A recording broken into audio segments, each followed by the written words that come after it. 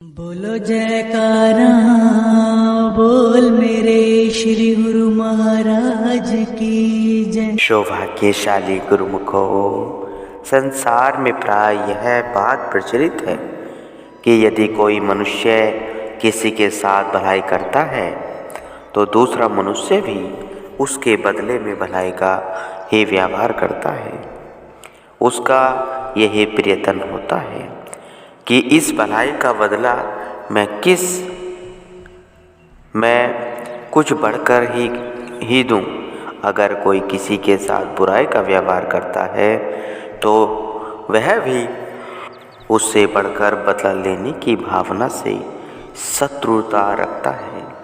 ईंट का जवाब पत्थर संसार में प्रसिद्ध कहावत है, मगर बुरे आदमी के साथ भलाई का व्यवहार करना, उसके दुर्व्यवहार को भूलकर उसके साथ सज्जनता का आचरण करना, यह सज्जनों, महात्माओं और साधुओं का ही काम होता है।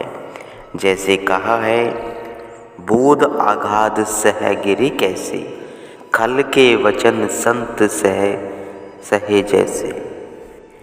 किसी के कठोर वचन एवं अप्रिय आचरण को वही सहन कर सकता है जिसके दिल में तनक भी राग द्वेष न हो।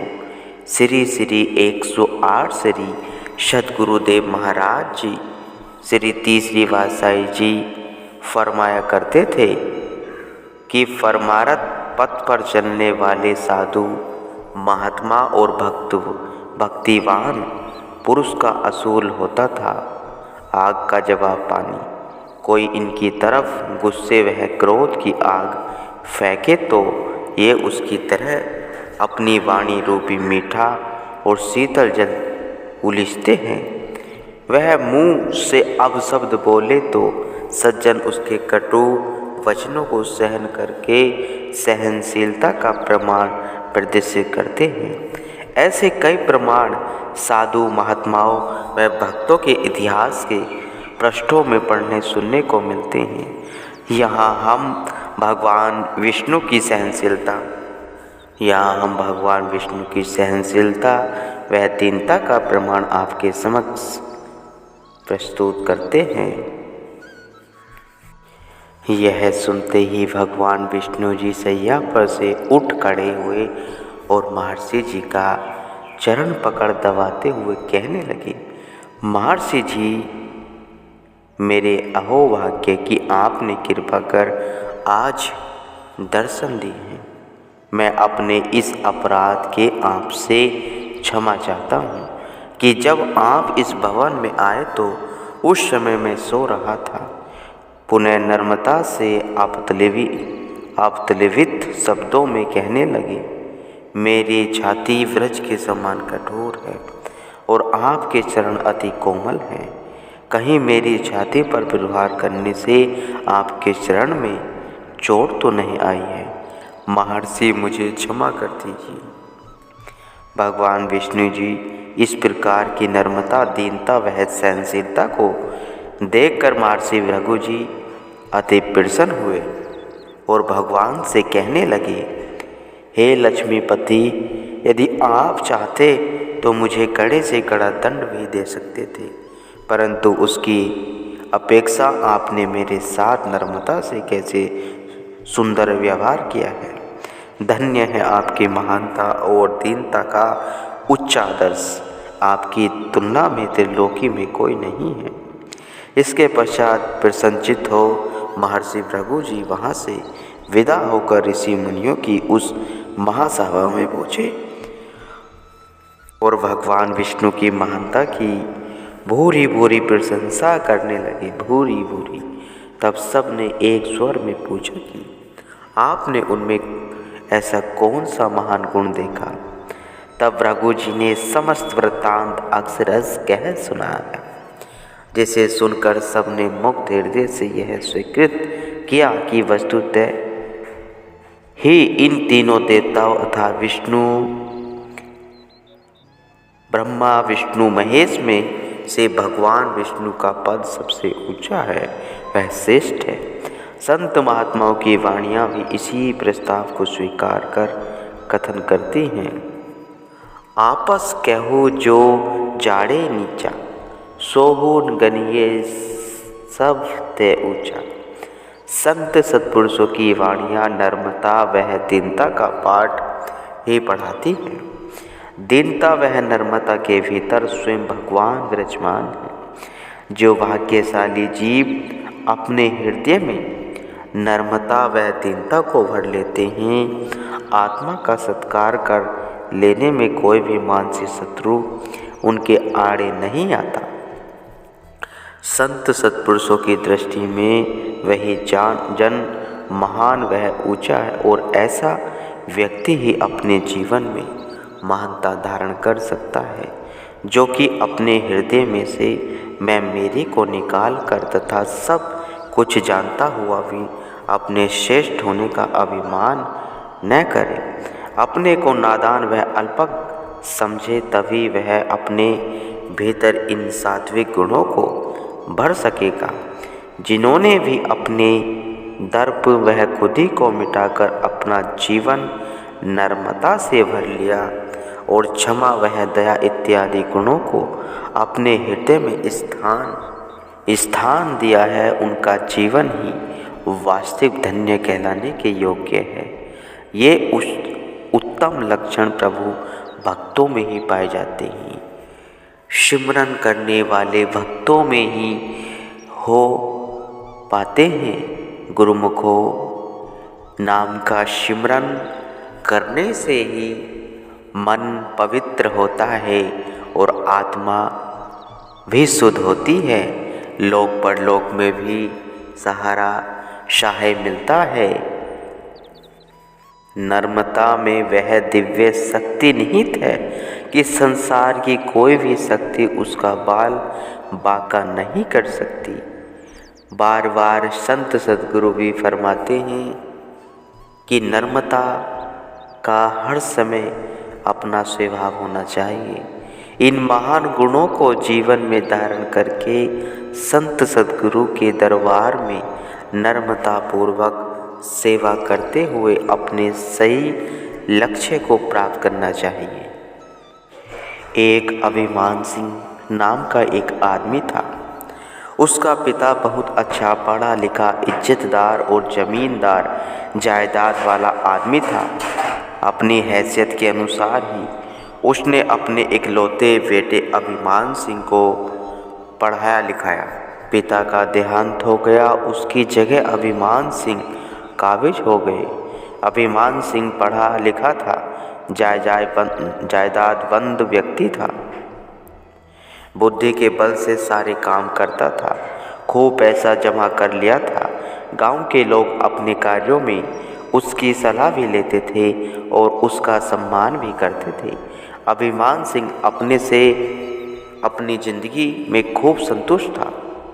अभिमान सिंह ये तो मानता था कि इस सारी सृष्टि का कोई सृष्टा तो है और वही सबका नियमन करता है, परंतु परमात्मा के प्रेमियों के लिए या परमात्मा के लिए न उसके पास कोई समय था और न कोई पैसा सम्मान था, बल्कि जो आदमी परमात्मा के प्रेमियों के लिए कोई परमार्थ का कार्य करता है या उसके प्राप्ति के लिए ज्ञान ध्यान भजन करने की बात करता है, तो उसे वह पागलपन ही कहता है और उनकी आलोचना भी करता था। अभिमान सिंह के सारे कार्यों के पीछे उसका अहम ही होता था। वह अपने अहम को सिद्ध करने के लिए ही कार्य करता था। जिस जगह और जिस कार्य में उसके मैं की या मन की खुराक नहीं मिलती थी, तो वह या तो उस जगह पर जाता ही नहीं था या उस कार्य को करता ही नहीं था। किसी भी तरह किसी भी युक्ति से पैसा प्राप्त होता रहे, यही उसका जीवन जीने का ध्येय था। पारलौकिक परमार्थ कार्य करने में शून्य था। एक तरह से अभिमान सिंह ने अपने मैं को खुराक देकर अपने अहम की नाक खूब लंबी कर ली थी। अभिमान सिंह कि मैं की नाक उसके शरीर और चेहरे के लिहाज से इतनी ज़्यादा लंबी हो गई थी कि उसका शरीर और चेहरा दिखाई कम पड़ता था, बल्कि उसकी नाक की नाक दिखाई पड़ती थी। कालांतर समय गुजरता गया। अभिमान सिंह बूढ़ा होता गया। बूढ़ा होते होते वह मृत्यु के कगार पर भी पहुंच गया, परंतु उसकी जीवन जीने की शैली में किसी प्रकार का बदलाव न हुआ और एक दिन वह घड़ी भी आ गई कि वह मर गया। भारतीय आध्यात्मिक के अनुसार मृत्यु होने का मतलब है कि प्राणी का स्थूल शरीर से सूक्ष्म शरीर में पहुंच जाना, यानी उसका स्थूल शरीर ज्यों का त्यों ही पड़ा रहता है और वह सूक्ष्म शरीर में पहुंच जाता है। जैसे स्थूल शरीर स्थूल की आँखों में देखा जाता है, ऐसे सूक्ष्म शरीर सूक्ष्म नेत्रों से देखा जाता है। स्थूल शरीर से सूक्ष्म शरीर में प्रवेश करते समय विशेषता उन लोगों को ज़्यादा पीड़ा होती है जो अपने स्थूल शरीर से ज़्यादा लगाव रखते हैं। जब उन्हें स्थूल शरीर छोड़ना पड़ता है तो उन्हें उस शरीर को छोड़ने में बहुत भारी पीड़ा होती है। वह उस शरीर को छोड़ना नहीं चाहते, परंतु मृत्यु की व्यवस्था में शरीर ने चाहते हुए भी छोड़ना पड़ता है। कितने ही तो स्थूल शरीर छूटते वक्त हाय तौबा भी मचाते हैं, रोते झींकते और बड़बड़ाते भी हैं। कितने ही तो सूक्ष्म शरीर धारण कर लेने पर भी अपने स्थूल शरीर की ओर मुड़ कर उसमें पुनः लौटना भी चाहते हैं। उनकी अपने स्थूल शरीर से इतनी ज़्यादा आसक्ति हो जाती है कि वह अपना स्थूल शरीर छोड़ना नहीं चाहते। सूक्ष्म शरीर धारण करके प्राणी को हिमालय तक जाना होता है, जहाँ वह अपने द्वारा किए गए कर्मों का ब्यौरा पाता है। अभिमान सिंह की भी अपने स्थूल शरीर से अति आसक्ति थी। वह भी अपने स्थूल शरीर को नहीं छोड़ना चाहता था, परंतु मृत्यु की दबंगी के आगे किसी की पेश नहीं जाती और अभिमान सिंह का भी स्थूल शरीर छूट गया। अभिमान सिंह का स्थूल शरीर का अभिमान इतना बड़ा और जबरदस्त था कि वह सूक्ष्म शरीर धारण नहीं कर पा रहा था। उन्होंने अपनी तमाम जिंदगी में जो अहम और मान को इकट्ठा कर रखा था वह उसे सूक्ष्म नहीं होने दे रहा था। उसकी लंबी नाक आड़े आ रही थी। अभिमान सिंह की नाक बहुत लंबी थी। सूक्ष्म शरीर तो तंग गली में प्रवेश हो जाता है, परंतु अभिमान सिंह की लंबी नाक उसे तंग गली में प्रवेश नहीं होने दे रही थी। मृत्यु के दूत उसे सूक्ष्म गली में ले जाना चाहते थे, परंतु अभिमान सिंह की लंबी नाक अटक जाती थी। उसकी लंबी नाक सूक्ष्म गली में प्रवेश नहीं होने दे रही थी। आखिर मृत्यु के देवता दूतों ने यह सूचना अपने बॉस यमराज को दी कि अभिमान सिंह की नाक उसे तंग गली में आप तक नहीं आने दे रही है। अब हम क्या करें? यमराज ने कहा, उसकी नाक काट दो। बारीक सुराख में होकर मोटी वस्तु को पीट कर ही निकालना जाता है। अभिमान सिंह की नाक काट दी गई और अभिमान सिंह सूक्ष्म शरीर से सूक्ष्म गली में पहुंच गए। यमदूतों ने यमराज से कहा, साहेब, अभिमान सिंह की कटी नाक को कहाँ फेंके? यहाँ कोई कबाड़ खाना तो नहीं? यमराज ने कहा, इस कटी नाक को अभिमान सिंह के ही लगा दो। कटी हुई नाक अभिमान सिंह के ही लगा दी। लंबी नाक काट कर अभिमान सिंह के ही लगाने का मतलब है कि वही नाक आगे की अपेक्षा उसके पीछे पूंछ के रूप में लगा दी गई। यह जो आपके पूंछ वाली प्राणी दिखाई दे रहे हैं, ये अभिमान सिंह ही हैं। ये अपनी बीती जिंदगी में अपने अहम और मैं का ही नाक ये लंबी करते रहे। अपनी नाक लंबी करने में ही तमाम जीवन गुजार दिया। नाक घिसने का कोई कार्य नहीं किया। इन्होंने न किसी संत महात्मा के चरणों में माथा टेका जो कुछ नाक घिसते, न कभी परमात्मा के प्रेम की सेवा की जो मन छोटा होता, न कभी अपने मन और अहम को मिटाने के लिए कभी परमात्मा का भजन और ध्यान किया। परमात्मा की बख्शी गई अनमोल संपदा को समेट कर अकूत संपदा वाला बन गया, परंतु इस संपदा में से परमात्मा के कार्य के भी तनक अंश भी खर्च नहीं किया, जिससे मैं और मन महीन होता। तुम अपनी नाक को संतों के चरणों में खूब घिसो, ज़्यादा से ज़्यादा घिसो, बार बार घिसो। संत न मिले तो भजन में अपनी नाक को खूब रगड़ो। भजन ध्यान करने से जो समय बचे, फिर सेवा से अपनी नाक को खूब छोटी छोटी करो। अपनी नाक को घिसते रहो, इतनी घिसो कि उसका नाम और निशान भी न बचे। कुछ भी सेवा करो, कुछ कैसे ही हालतों में रहो, अपने में मैं की नाक को घिसो।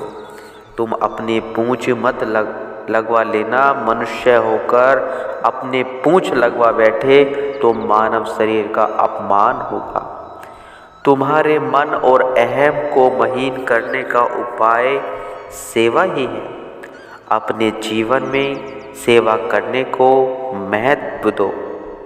सेवा भी वह करो जिस सेवा से तुम्हारा मन ज़्यादा से ज़्यादा महीन हो।